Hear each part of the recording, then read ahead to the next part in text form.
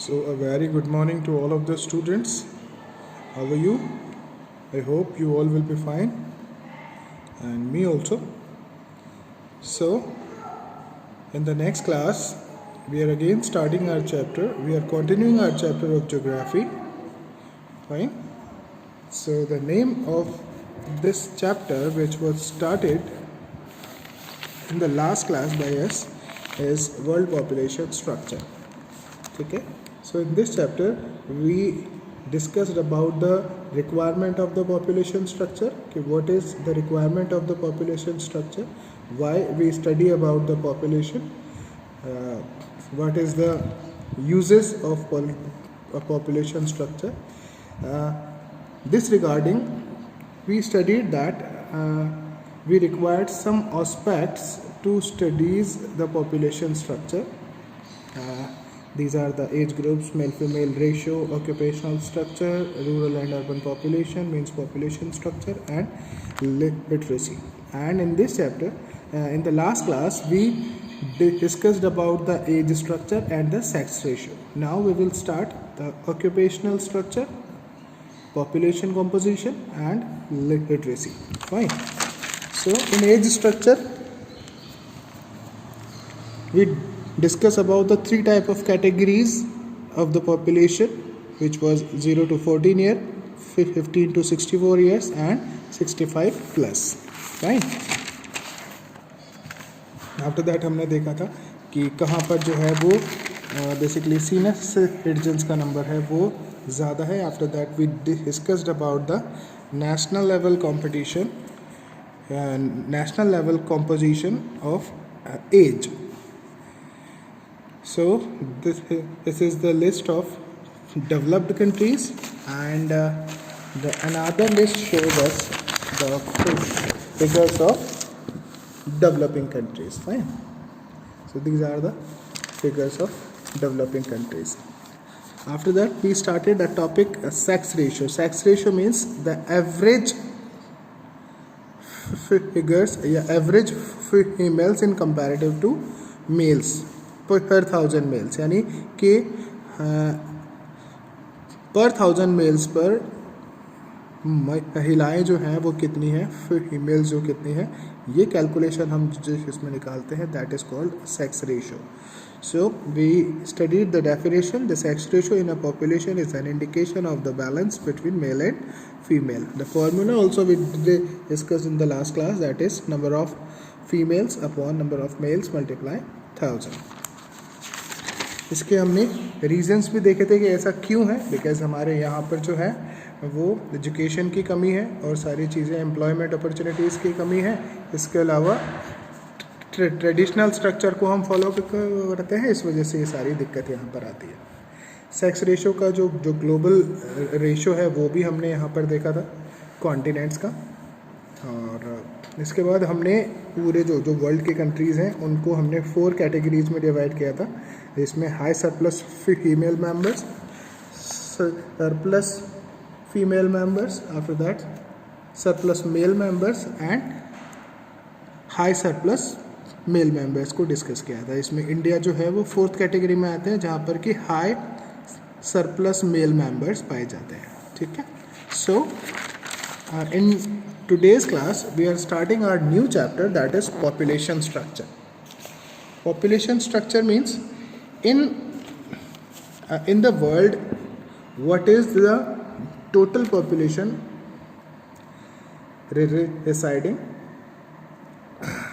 So population structure, in population structure the ratio of the rural and urban population of a country is considered. यहाँ पर हम क्या बात कर रहे हैं पॉपुलेशन स्ट्रक्चर की, कि जो पॉपुलेशन है वो कहाँ पर रिसाइडिंग है, रूरल एरियाज़ में है या अर्बन एरियाज़ में है, यानी कि जो टोटल पॉपुलेशन है वो कहाँ पर अभी रिसाइडिंग है, गाँव में ज़्यादा है या शहरों में ज़्यादा है. Because that will also indicate the growth और development of the country. Because rural areas में आपको पता है कि जो वर्किंग अपॉर्चुनिटीज़ हैं वो बहुत ही कम होती हैं. इसके अलावा अगर आप उसके कंपैरिजन में अगर आप सिटीज़ में आएंगे तो वहाँ पर आपको जॉब अपॉर्चुनिटीज़ काफ़ी सारी होती है। आपने अपनी प्रीवियस क्लासेस में पढ़ा होगा कि 3 तरह की जो है एक्टिविटीज़ होती हैं। These are primary activities, secondary activity and tertiary activity. So mostly जो रूरल पॉपुलेशन है वो ज़्यादातर जो है वो प्राइमरी एक्टिविटीज़ में इन्वॉल्व होती है, जबकि सिटीज़ में जो अर्बन पॉपुलेशन है वो ज़्यादातर सेकेंडरी और टर्शरी एक्टिविटीज़ में इन्वॉल्व होती है। इसमें भी एक इम्पॉर्टेंट चीज़ है कि ऐसी पॉपुलेशन या कोई भी कंट्री की ऐसी पॉपुलेशन जो कि मैक्सिमम प्राइमरी सेक्टर में अपना टाइम स्पेंड करती है, तो ऑब्वियसली उसकी ग्रोथ कंपैरेटिवली उस पॉपुलेशन के या उस कंट्री की पॉपुलेशन के जहाँ की मैक्सिमम पॉपुलेशन सेकेंडरी और टर्शरी सेक्टर में अपना काम करती है, वहाँ से कम होगी ग्रोथ। यानी ऐसी अर्बन पॉपुलेशन जहाँ पर सेकेंड या ऐसा कोई भी देश जहाँ की पॉपुलेशन का एक मैक्सिमम पार्ट सेकेंडरी या टर्शरी सेक्टर में इन्वॉल्व है, वो ज़्यादा ग्रोथ होगा कंपैरेटिवली उस देश के जहाँ का मैक्सिमम पॉपुलेशन जो है वो प्राइमरी एक्टिविटी में इन्वॉल्व है। यानी अगर प्राइमरी एक्टिविटी में अगर पॉपुलेशन ज़्यादा इन्वॉल्व है तो उसका ग्रोथ इतना नहीं हो पाएगा जितना कि सेकेंडरी और टर्शरी एक्टिविटी में मैक्सिमम पॉपुलेशन के इन्वॉल्वमेंट से हो पाएगा। So here we will discuss about the population structure of the rural and urban population. यहाँ पर जो आगे बात है वो ये है कि more than 50% of total global population lives in cities. यहाँ पर कहा जाता है ये आंकड़े हैं कि जो ग्लोबल पॉपुलेशन का जो टोटल 50% है वो पॉपुलेशन कहाँ रहती है, सिटीज़ में पाई जाती है। इसके अलावा the age, gender composition, occupational structure, population density and development level are different in rural and urban areas. Obviously ये तो फैक्ट बात है, रूरल एरियाज़ में आपको एज, जेंडर कॉम्पोजिशन भी अलग अलग मिलेंगे, ऑक्यूपेशनल स्ट्रक्चर भी अलग अलग मिलेगा, साथ ही पॉपुलेशन डेंसिटी में भी आपको वेरिएशन मिलेंगे। रूरल एरियाज़ के कंपैरेटिवली जो सिटी के जो एरियाज़ है वहाँ पर आपको पॉपुलेशन ज़्यादा पाई जाएगी, इस कारण से वहाँ पॉपुलेशन डेंसिटी भी ज़्यादा होगी। डेंसिटी का मतलब पर स्क्वायर किलोमीटर एरिया में कितने लोग रहते हैं, ये आपको पॉपुलेशन डेंसिटी का फॉर्मूला है। ठीक है, तो इसके लिए हम क्या करते हैं, जो टोटल पॉपुलेशन है उसमें एरिया से डिवाइड कर देते हैं, तो इससे आपको जो है पॉपुलेशन डेंसिटी आ जाती है। तो ये रूरल एरियाज में कंपैरेटिवली सिटी से कम होती है डेंसिटी, तो इन अपने वेरिएशंस पाए जाते हैं। ठीक है, आगे हम रूरल एंड अर्बन पॉपुलेशन की एक टेबल देख लेते हैं जो कि ग्लोबल डेटाज हैं अलग अलग कॉन्टिनेंट्स के। सो इन दिस जो है एशिया की अगर हम बात करें तो वो उसमें जो टोटल पॉपुलेशन है वो 368.2 करोड़ है, और इस यहाँ पर जो रूरल पॉपुलेशन है वो आपको ज़्यादा है 229.9 करोड़, जबकि अर्बन पॉपुलेशन केवल 138.3 करोड़ है। ये भी आंकड़े 2004 के ही है, UNR 2004 के। अफ्रीका में भी ये नंबर जो है वो इंक्रीज़ है। बाकी अगर आप यूरोप की बात करेंगे तो अर्बन पॉपुलेशन ज़्यादा है, तो आप देख सकते हैं कि अर्बन पॉपुलेशन के ज़्यादा होने का मतलब है कि वो जो कॉन्टिनेंट है या वहाँ के जो कंट्रीज़ हैं वो भी डेवलप्ड होंगे। As the same South America में भी अर्बन पॉपुलेशन ज़्यादा है और रूरल पॉपुलेशन कम है। The same one north America also having the same figures and Oceania also, 2.1 crore population in urban population and 0.9 crore population in rural areas। तो इस तरह से ये फिगर आउट होता है कि अर्बन एरियाज़ में पाए जाने वाले जो कंट्रीज़ हैं या ऐसे एरियाज़ जहाँ पर कि अर्बन पॉपुलेशन ज़्यादा होती है, वहाँ पर जो है वो डेवलपमेंट का जो लेवल होता है ये ज़्यादा होता है। According to the distribution of urban population, the global distribution can be classified as follows। अब यहाँ पर जो है जो अर्बन पॉपुलेशन के डिस्ट्रीब्यूशन को यहाँ पर ग्लोबली जो है वो बेसिकली 3 पार्ट्स में डिवाइड किया गया है। That is high urban population, medium urban population and low urban population. In the sense यहाँ पर ये बात करेंगे कि ऐसे कौन कौन से कंट्रीज़ हैं जहाँ पर कि हाई अर्बन पॉपुलेशन पाई जाती है, यानी जहाँ अर्बन पॉपुलेशन बहुत ज़्यादा पाई जाती है. इसके बाद में बात करेंगे ऐसे कंट्रीज़ के बारे में जहाँ पर कि अर्बन पॉपुलेशन मीडियम लेवल या मॉडरेट लेवल की पाई जाती है. And last one is the ऐसे कंट्रीज़ जहाँ पर कि अर्बन पॉपुलेशन बहुत ही कम पाई जाती है. तो 3 कैटेगरीज है, high urban population, moderate urban population and low urban population. So first of all we will discuss about the high urban population. Those countries of the world are included in this category in which the percentage of urban population is more than 60%. यानी ऐसे countries जहाँ पर कि total population का 60% जो है वो urban areas में रिसाइड करते हैं, उन कंट्रीज़ को हाई अर्बन पॉपुलेशन कैटेगरी में रखा जाता है. इनके अंदर जो कंट्रीज़ आते हैं वो हैं United States of America, Canada, Mexico, Brazil, Australia, New Zealand, Japan, Singapore and Argentina. Fine. So these are the high urban populated countries. Next is medium moderate urban population in which the percentage of urban population varies between 40 to 60%. यानी ये वो सारे ये countries होंगे जहाँ 40 to 60% population जो है वो अर्बन एरियाज़ में पाई जाती हैं. उन्हें हम मॉडरेट अर्बन पॉपुलेशन कैटेगरी में रखेंगे. इनमें कौन कौन से कंट्रीज़ कंसीडर होते हैं? तो ये हैं China, Indonesia, south Africa, Egypt, Venezuela, Cuba, Jamaica and Haiti. ये सारे कंट्रीज़ आपको मॉडरेट अर्बन पॉपुलेशन में आते हैं.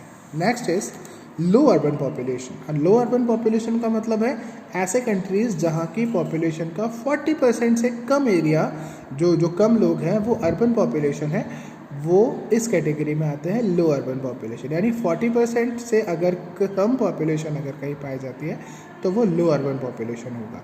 इसके अंदर जो इम्पोर्टेंट जो कंट्रीज़ हैं वो हैं India, Pakistan, Bangladesh, Nepal.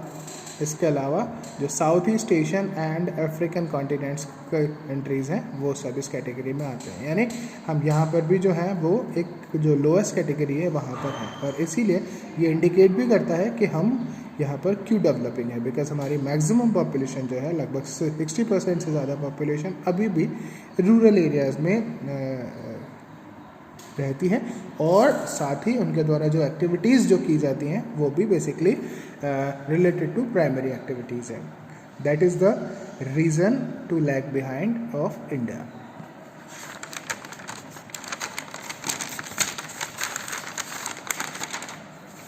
Next thing is, just a minute.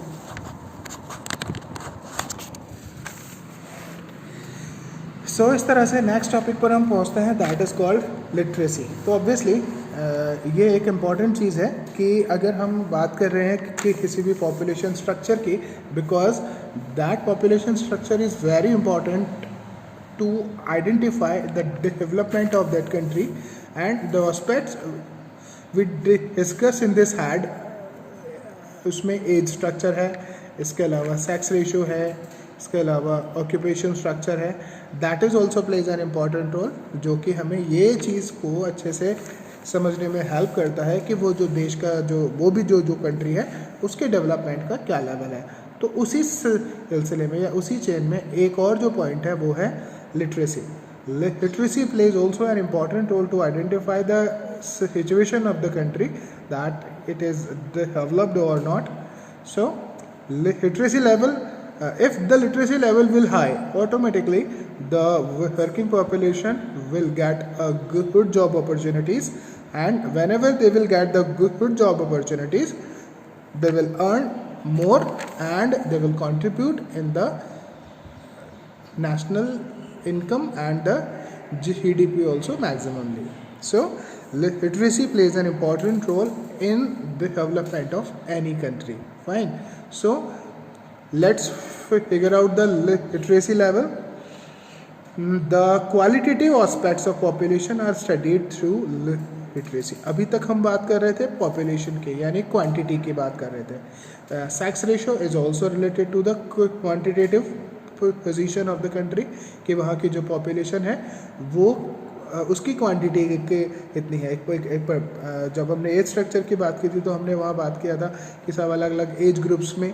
इसके बाद सेक्स रेशो की बात की थी तो हमने मेल और फीमेल्स की बात की थी, यानी हमने टोटल नंबर ऑफ पॉपुलेशन की बात की थी अल्टीमेटली। ठीक है, ऑक्यूपेशनल स्ट्रक्चर में हमने बात की थी कि रूरल एरियाज़ और अर्बन एरियाज़ में पॉपुलेशन का क्या लेवल है, जो कि उस हिसाब से उनका इन्वॉल्वमेंट इन द वर्क होगा। ठीक है, लेकिन लिटरेसी जो है ये एक क्वालिटेटिव एस्पेक्ट यहाँ दिखाता है कि जो पॉपुलेशन किसी भी कंट्री में है उसकी क्वालिटीज़ क्या है, यानी उसके एजुकेशन लेवल से ये मैटर करेगा कि what type of jobs they will do, उनको किस तरह की अपॉर्चुनिटीज़ वहाँ पर अवेलेबल होंगी। बिकॉज अगर स्टडीड या फिर कोई भी एजुकेटेड अगर कोई बंदा होगा तो obviously he will not go in a primary activities, he will go through the secondary and the tertiary activities. So plays an important role in the development of any country, the literacy. So this is a qualitative aspects of population. This is a credible and factual indicator of a region's socio-economic development. कोई भी जो reason है उसका socio economic development कैसा होगा, इसमें ये एक इम्पॉर्टेंट इंडिकेटर है जो कि आपको फैक्ट्स को बताता है और बहुत ही इंपॉर्टेंट जो चीज़ है इसकी क्रेडिबिलिटी को भी शो करता है।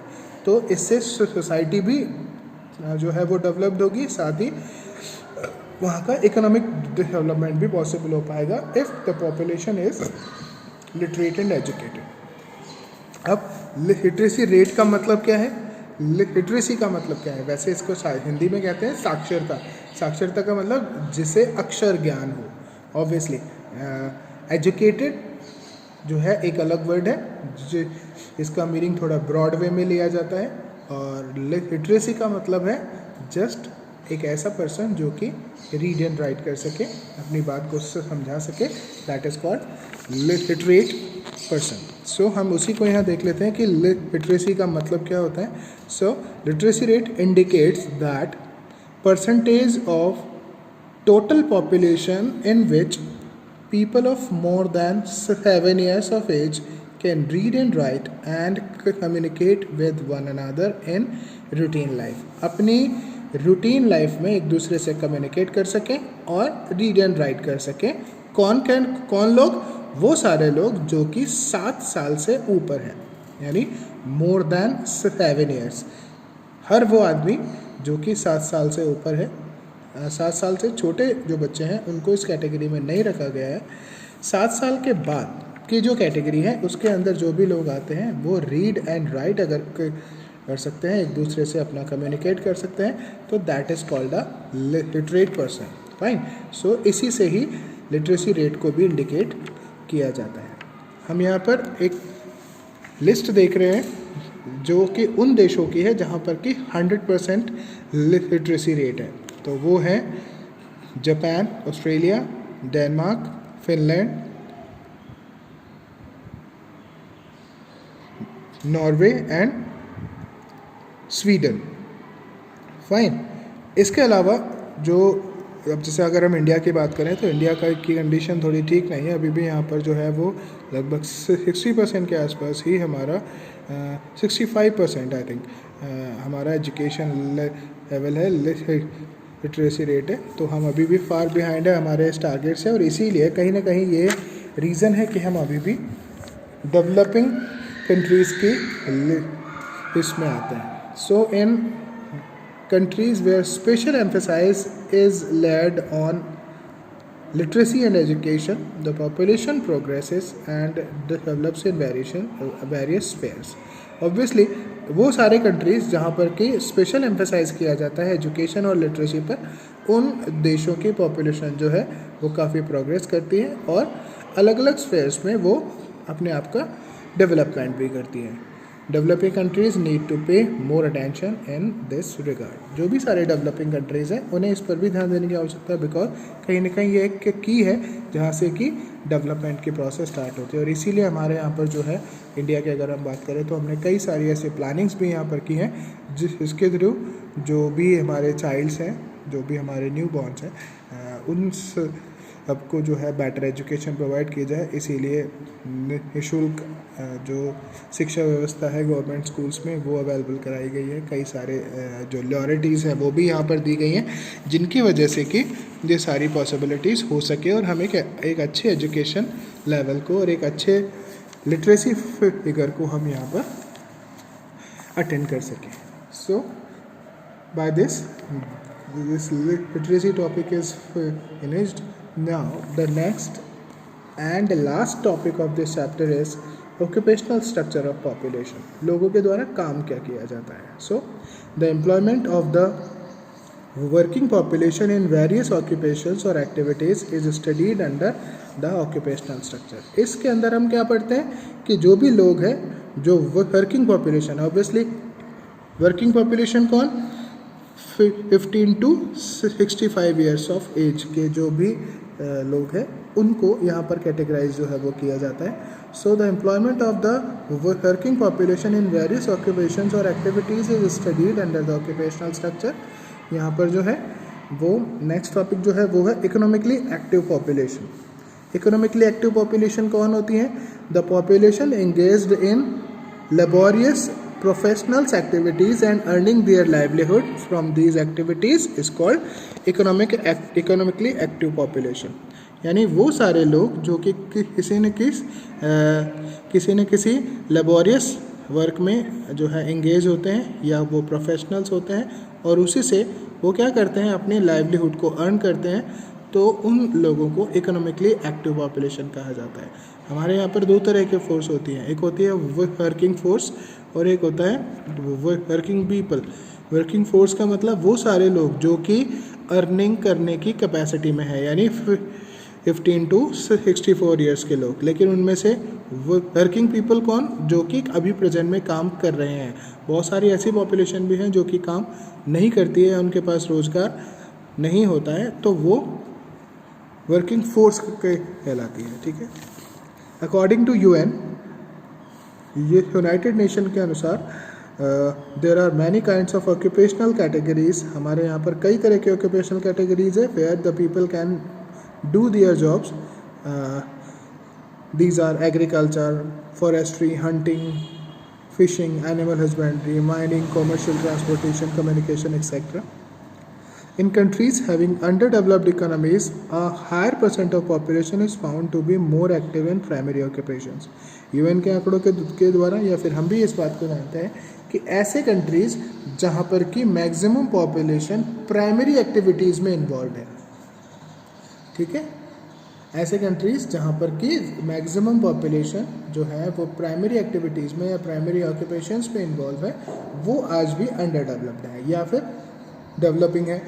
साथ ही in developing and developed countries of the world a higher proportion of population is found to be more active in secondary and tertiary sector. यानी जो डेवलपिंग कंट्रीज़ हैं या डेवलप्ड कंट्रीज़ हैं उनके अंदर ज़्यादातर लोग जो हैं वो सेकेंडरी और टर्शरी ऑक्यूपेशंस में इन्वॉल्व होते हैं.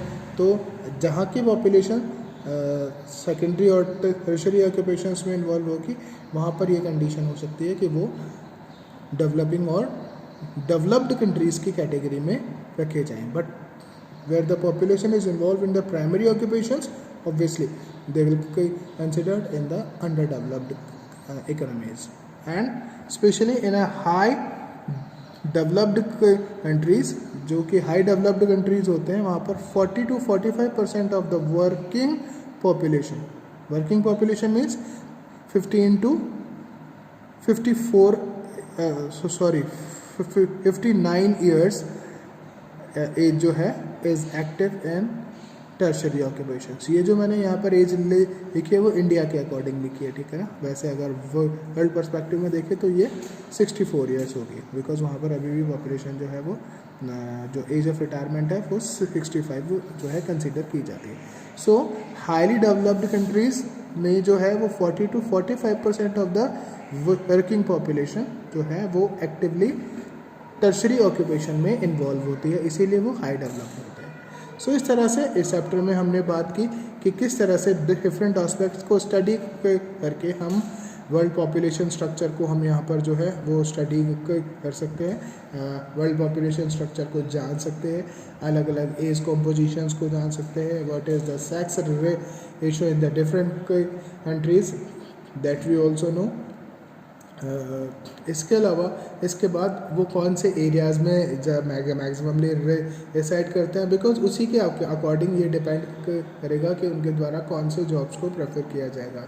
If they are residing in a rural areas, obviously they will involve in the primary occupations, and if they are residing in the cities, obviously they will be involved with the secondary and the tertiary occupations. So that also matters where the people of the countries are residing. Fine. After that, literacy rate is also plays an important role. जैसे कि हमने आपको बताया था कि ये एक है ना क्वालिटेटिव एस्पेक्ट है। क्वालिटेटिव एस्पेक्ट का मतलब जहाँ पर कि लोगों की क्वालिटीज़ का पता चलता है कि how much they are educated and what type of jobs they are capable to get. Fine. After that the occupational structure कि हमारे यहाँ पर कैटेगराइज किया गया है कि जो अंडर डेवलप्ड जो कंट्रीज़ हैं उन्हें हम बेसिकली इसलिए अंडर डेवलप्ड है बिकॉज उसका जो मैक्सिमम परसेंट ऑफ पॉपुलेशन है वो प्राइमरी ऑक्यूपेशंस में इन्वॉल्व है, जबकि जो डेवलपिंग और डेवलप्ड कंट्रीज़ है वो उसका मैक्सिमम पॉपुलेशन सेकेंडरी और टर्शरी एक्टिविटीज़ में इन्वॉल्व है, जबकि जो हाईली डेवलप्ड जो कंट्रीज़ है उनका जो टोटल वर्किंग फोर्स है उसका 40 to 45% टर्शरी एक्टिविटीज़ में। यानी सबसे ज़्यादा इन सभी चीज़ों से कंक्लूजन ये निकलता है कि जो सबसे ज़्यादा प्रोडक्टिव अगर कोई फील्ड है, कोई सेक्टर है, कोई एक्टिविटी है, कोई ऑक्यूपेशन है तो वो है टर्शरी ऑक्यूपेशंस। फाइन। तो through this we can earn more and we can develop our countries. So with all these topics we are completing here chapter the population structure. So I hope you all understood it, and if you have any doubts, any queries, you can ask to me on my WhatsApp number. Thank you. Have a nice day.